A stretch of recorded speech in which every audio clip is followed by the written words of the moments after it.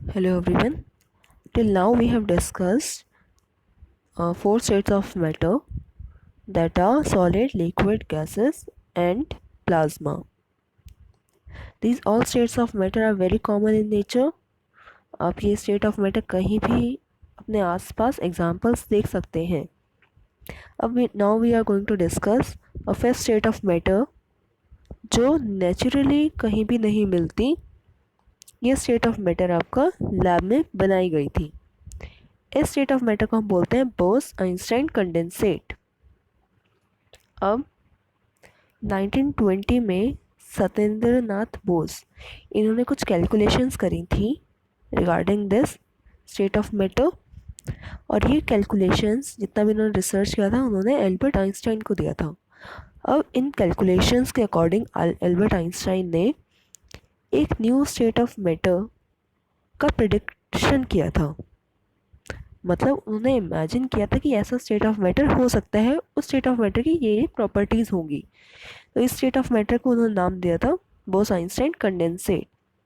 ठीक है, इन दो साइंटिस्ट के नाम पे ही इसका नाम रखा गया था बाद में.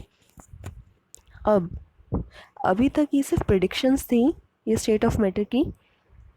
अब आपके बाद में कई सारे साइंटिस्ट ने इसमें और रिसर्चेस करी और कुछ साइंटिस्ट ने इस स्टेट ऑफ मैटर को लैब में बनाया. तो इसी वजह से एरिक ए कॉर्नेल, वॉल्फ्गैंग कैटेले एंड कार्ली वेमन को 2001 में नोबेल प्राइज़ मिला in physics for achieving Bose Einstein condensate. उन्होंने बोस आइंस्टाइन कंडेंसेट अपनी लैब में बनाया, तो इसके लिए इन्हें नोबेल प्राइज़ मिला था. अब बोस आइंस्टाइन कंडेंसेट बनता कैसे है? It is formed by cooling a gas of extremely low density to super low temperature. तो इसमें हम क्या करते हैं, अभी तक हमने पढ़ा था अगर हम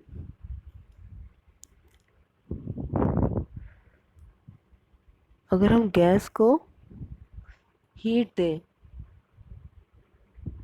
तो आपको क्या बन जाता है? प्लाज्मा.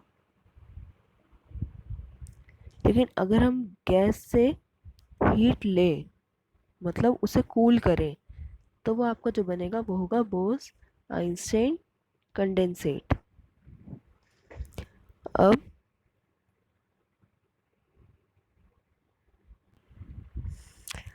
बोस आइंस्टाइन कंडेंसेट आपका बनाने का क्या मकसद था, क्या प्रूव करना चाहते थे? साइंटिस्ट देखना चाहते थे एक पार्टिकल की मिनिमम अमाउंट ऑफ एनर्जी में वो कैसे वर्क करता है.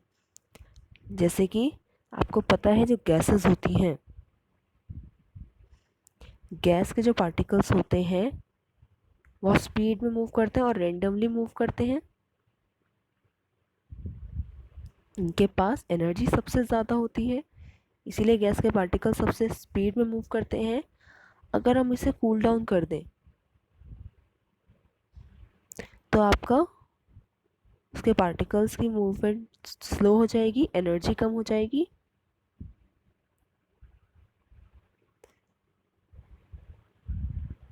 अगर हम और ज़्यादा इसे कूल डाउन करें तो पार्टिकल्स की एनर्जी और कम हो जाएगी. ठीक है, इसका मतलब उनकी मूवमेंट और स्लो हो जाएगी. जैसे जैसे हम टेम्परेचर कम करते हैं काइनेटिक एनर्जी डिक्रीज़ होती है. हमने क्या पढ़ा था? टेम्परेचर और काइनेटिक एनर्जी के बीच में रिलेशन होता है.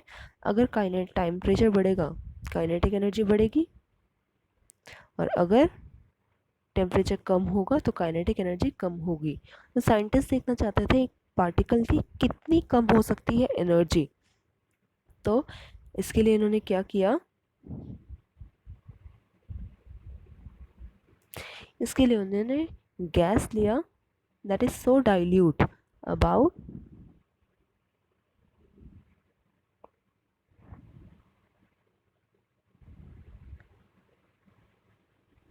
जो डेंसिटी होती है आपकी नॉर्मल एयर की, नॉर्मल गैस की, उसका 1/100,000 टाइम उन्होंने लिया. ठीक है, तो आप इमेजिन कर सकते हैं कितनी लो डेंसिटी की गैस उन्होंने यूज़ करी. इस लो डेंसिटी की गैस को उन्होंने फिर लो डेंसिटी गैस, उन्होंने टेम्परेचर बहुत कम किया इस लो डेंसिटी की गैस का अप्रॉक्स 0 केल्विन तक। तो आप देख सकते हैं -273 डिग्री सेल्सियस, इतना टेम्परेचर उन्होंने कम किया। तो इतने कम टेम्परेचर में आपका जो पार्टिकल होता है उसकी आइडेंटिटी लॉस्ट हो जाती है। ठीक है, हम एक सिंगल पार्टिकल को अच्छे से आइडेंटिफाई नहीं कर पाते, तो इसीलिए आपका ये गैस से अलग एक्ट करता है।